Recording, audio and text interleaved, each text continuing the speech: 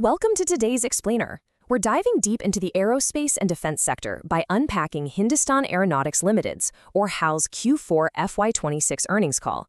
We're going to extract the key takeaways directly from the source material so you can get a clear, fast picture of exactly what's happening under the hood, both operationally and financially. Let's get right into it. So what's on the agenda for today? First, we'll look at their record financial growth, then some key operational milestones, and that massively expanding order book. We'll also tackle the reality of the LCA delivery delays and wrap up with a look at their future platforms and guidance. Starting with Section 1, Record Financial Growth, which really forms the bedrock of HAL. Under the new chairman and managing director, Mr. Ravi Kota, top-line growth has been, honestly, incredibly resilient. Total revenue for FY25 was 30,981 crore rupees, and for FY26, it jumped up to 33,050 crore rupees. That's a solid 7% increase. And look, that consistent climb is especially impressive when you factor in the massive aerospace supply chain disruptions happening globally right now. When you break that revenue down internally, you really see how diversified their portfolio is. Manufacturing brought in 9,227 crores, but repair and overhaul, or ROH, brought in a massive 20,524 crores. This ROH segment is absolutely crucial because it successfully offsets some of the friction and delays faced in their core manufacturing programs, like the Tejas Mark 1A and HTT-40. It's a perfectly balanced growth strategy. And that brings us to profitability. 13,472 crores. That is HAL's EBITDA for the year. It represents a very healthy 11% growth from the previous year. But what's even more impressive? They've maintained their operating EBITDA margin right around 30%. This really just proves that HAL's profitability remains super robust. They're efficiently converting all that revenue into tangible earnings. Underpinning all of this financial success is HAL's status as a Maharatna central public sector enterprise. It's literally the cornerstone of India's aerospace self-reliance push. But okay, now that we've got the financial bedrock covered, let's shift gears and look at what's actually happening out on the production floor. Moving into Section 2, Key Operational Milestones, where HAL is really scaling new heights. Let's walk through some rapid-fire engineering accomplishments from late 2025.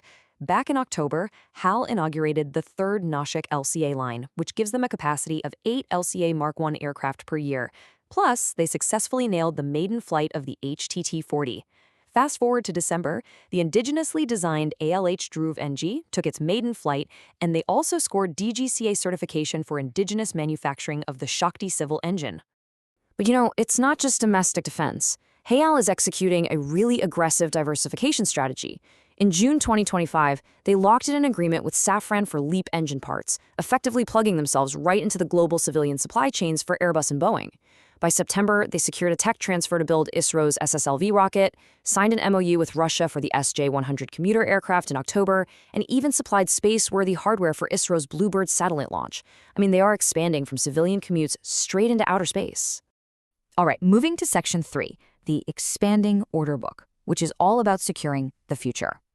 I want you to just let this staggering figure sink in for a second.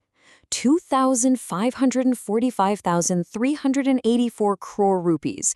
That is HAL's current order book. It is a massive testament to the sheer scale of this self-reliance push. To put it in perspective, they liquidated over 31,000 crores in turnover this year and still grew the overall order book significantly from the 189,302 crores they were sitting on at the start of the year. So, where exactly is all this growth coming from? Well, just in FY26 alone, they pulled in 97,028 crores in fresh orders. And it's an incredible mix. 97 LCA Mark 1A fighters for the Air Force, 10 ALH Dhruv NGs for PA and Hans, plus multiple aircraft for the Coast Guard. And crucially, they also secured an export order for 2 Hindustan 228s to Guyana. They're really blending defense, civilian, and export contracts to build up this massive backlog. Section 4, addressing LCA delivery delays, because we need to talk about navigating the turbulence.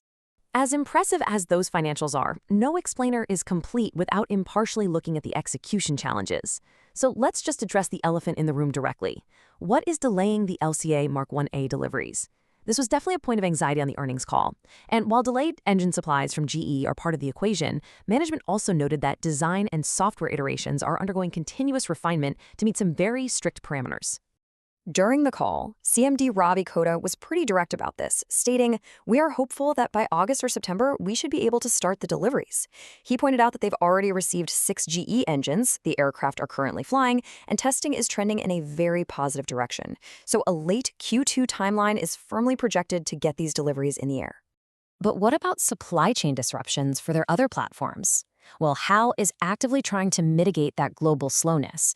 To insulate platforms like the HTT-40 and the light combat helicopter from geopolitical bottlenecks, they're strategically identifying multiple vendors, both indigenous and foreign, for vital parts. It's a dual vendor strategy designed to ensure they have alternatives to keep production moving. This kind of approach really forces innovation and resilience. As a Maharatna enterprise, HAL isn't just weathering the storm here. They're actively adapting their entire supply chain philosophy to be as bulletproof as possible. With those mitigation strategies in mind, let's look at where they're heading next. Finally, Section 5, Future Platforms and Guidance, looking beyond the horizon. Looking forward, CFO Dr. Bharanya Senapathy provided some very confident financial guidance. They're projecting double-digit revenue growth, between 10% and 12% for FY27, while expecting to maintain those strong EBITDA margins right around 30% to 31%. To support all that, they're planning a massive 12,000 crore rupees in CapEx by 2030 for upcoming engines and infrastructure. And that's all backed by the expectation of bringing in another 90,000 crores in new orders over the next 2 years alone. So here is exactly how that technological future takes shape, step by step.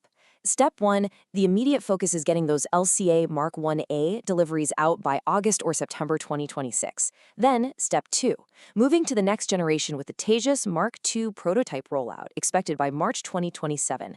And finally, Step 3, pushing into the future of unmanned flight with the actual build of the CATS Warrior UAV, which is slated for next year. It's a very clear, methodical engineering pipeline to look forward to. Which leaves us with this final, thought-provoking question based on everything we've covered today. As HAL transitions from a domestic supplier to a key player in the global aerospace network, how will this multi-billion-dollar indigenization push reshape global defense supply chains by 2030? Are there aggressive dual sourcing and local manufacturing strategies going to create an entirely new center of gravity in the aerospace sector? It's definitely a fascinating space to watch. I hope this deep dive helped bring these numbers and strategies to life for you. Thank you so much for tuning into this explainer. Keep learning, stay curious, and we'll see you next time.